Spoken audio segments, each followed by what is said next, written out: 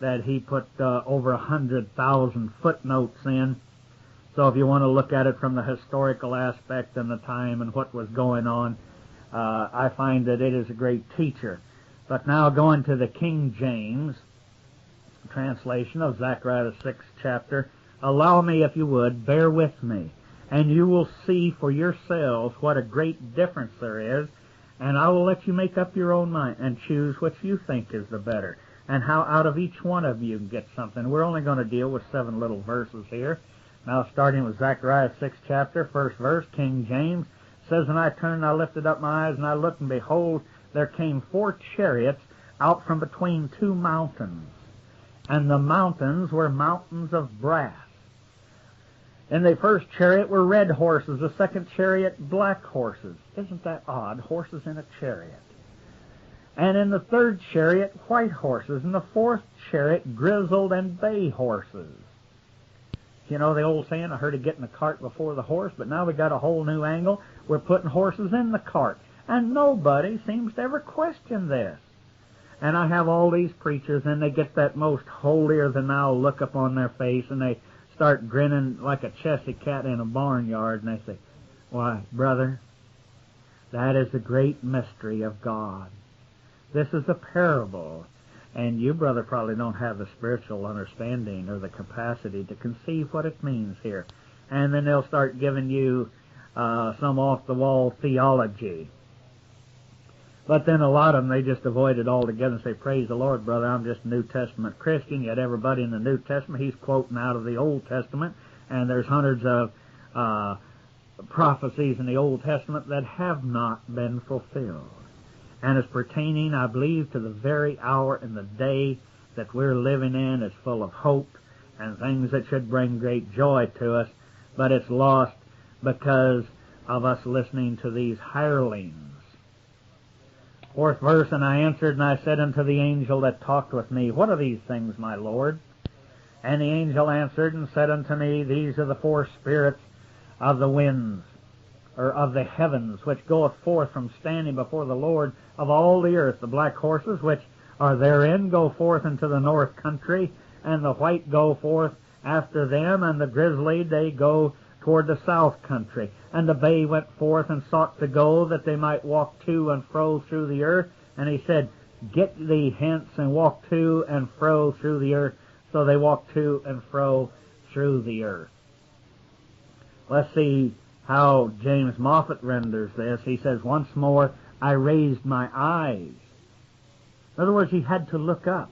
These mountains will find that they were up in the sky.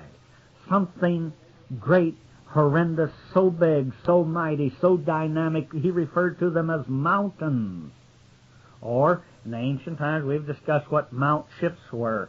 Now he goes on to say, Once more I raised my eyes, and I looked, and there were 4 chariots coming out from between 2 mountains of bronze. The first chariot had chestnut horse, the second had black horse, the third had white horse, and the fourth had dappled horses. Then I spoke to the angel who talked with me, and I asked, What are these? Sirs, the angel answered, They are going out to the 4 winds of heaven, after they have presented themselves before the Lord of all the earth. In other words, that planet. It was not talking about this earth at that time. The black horse goes to the north country, the white horse goes to east, the dapple to the south, and the chestnuts to the west country. They were eager to be off and patrol the earth. Now they're coming down to watch this planet. But like Christ said in the latter days that he would gather his people from the 4 corners of the universe. So he's talking about these ships that have speed beyond the comprehension of present-day man, who are able to go out to other worlds and possibly galaxies far beyond our reach and sight and understanding that yet we've yet to dream of. No, he goes on, they were eager to be off and patrol the earth, so he said, Off with you, patrol the earth. And they patrolled the earth, and then he called to me, Look, those who go to the north country will satisfy my anger against the north country. Somebody in the north he was vexed with. Now let's try the Friar Fenton translation, where he titles this chapter, The Four Chariots Between the Hills of Steel. He uses a different rendition. He calls them steel, Fenton calls them bronze, and he says, and I turned again, and I raised my eyes, and I looked, and there was four chariots coming from between the two mountains, but they were two mountains, or they were hills of steel. And the first chariot red horses, and the second chariot bay horse, and the third chariot white horses, and the fourth chariot dark gray horses. So even the color of the horses seems to change here. And a lot of people are trying to tell you, one means war, and then they talk about the four horses of the apocalypse and all. To me, I believe the color that it's talking about here is merely identifying them with the squadrons that they're attached to and to where they're supposed to be patrolling space. That goes back now. He said, so I spoke and I asked the messenger. See, he doesn't say angel, he says messenger, who was conversing with me. What are these, sir? When the messenger answered and said to me, these are the four winds. See, they, not like the King James, they do not say spirit or spirits. He's talking about the winds.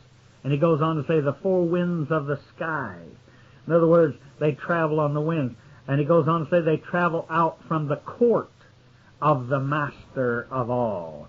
And I think that throughout other scriptures and chapters now, once again here, instead of saying Venus or Luce or S-I-O-N or Z-I-O-N, instead of saying the temple, the tabernacle, the rock, the house of God, it's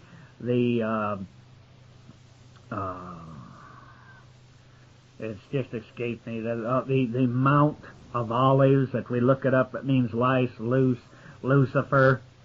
We find now they changed again, we're more confused, use the word court, but they came out of and from the court of the Master of all. It's talking about like a courtyard, a great landing area in this great house of the eternal. Now the 6th verse, it starts out, the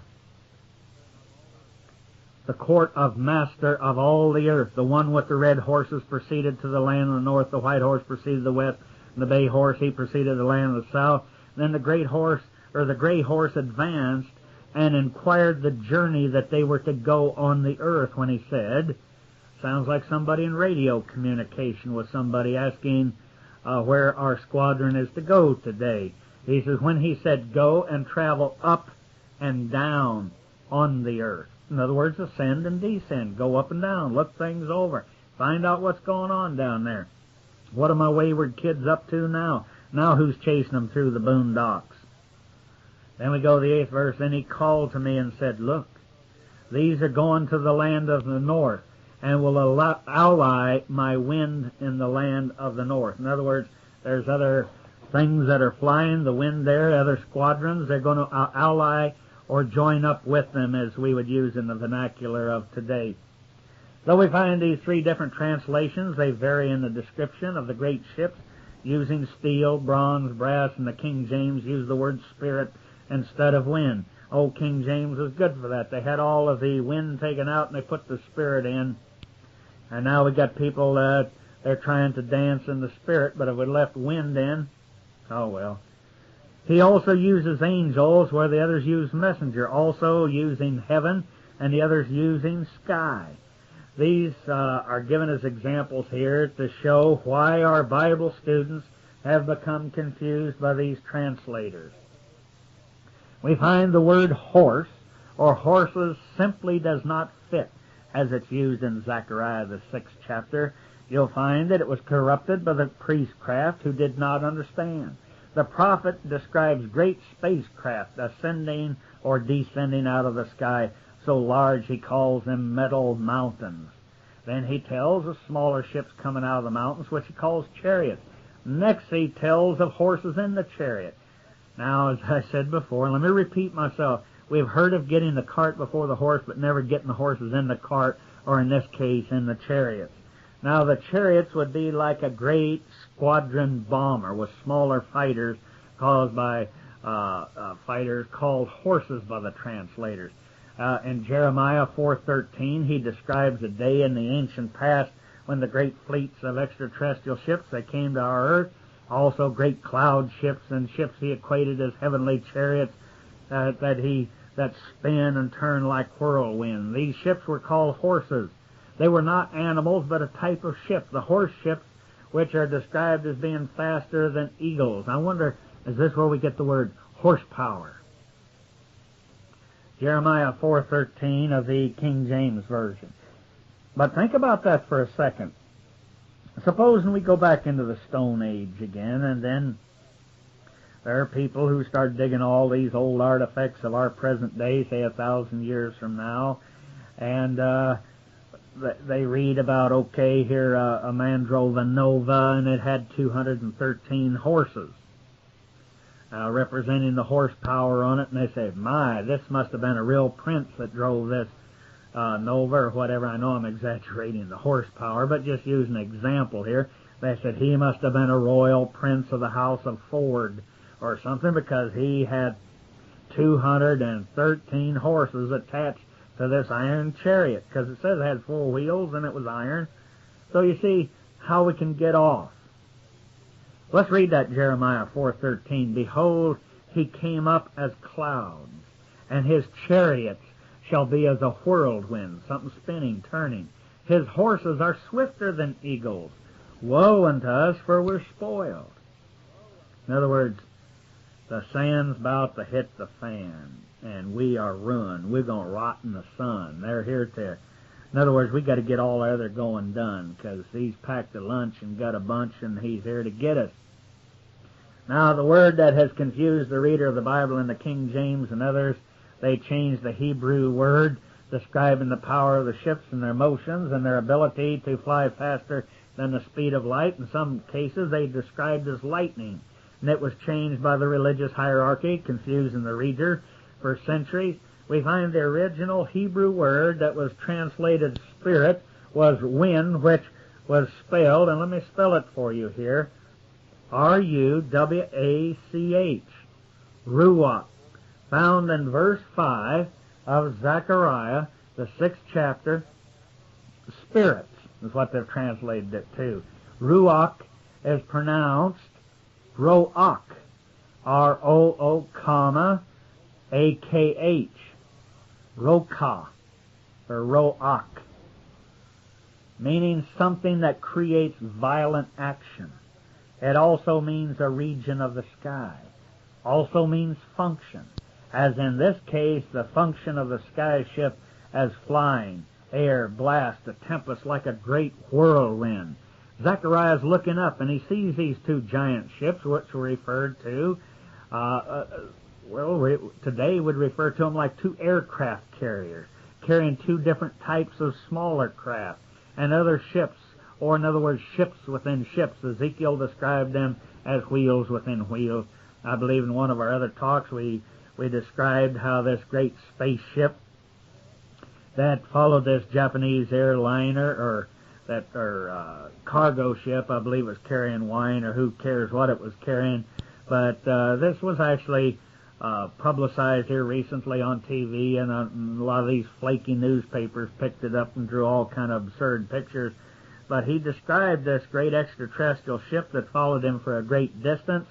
He said it was larger than 2 of our known giant aircraft carriers. That's what he compared it to. So see, it depends on which age and day or eon that you're living in as what you have to compare it with. So we see why this got glossed over and covered over and confused because of the ancient descriptions. So with all of this sophisticated equipment, why plow horses should we believe the Greek version of Pegasus?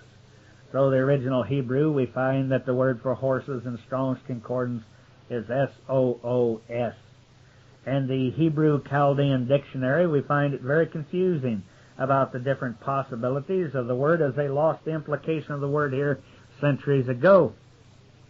It is said that the word could be C-U-W-E, cui, or it could be S-O-O-S, or it could be C-U-E, Q, an unused root, meaning to skip, like you skip a rock across the water, or leap, like a swallow. In other words, like a bird from its rapid flight, or CUWPH.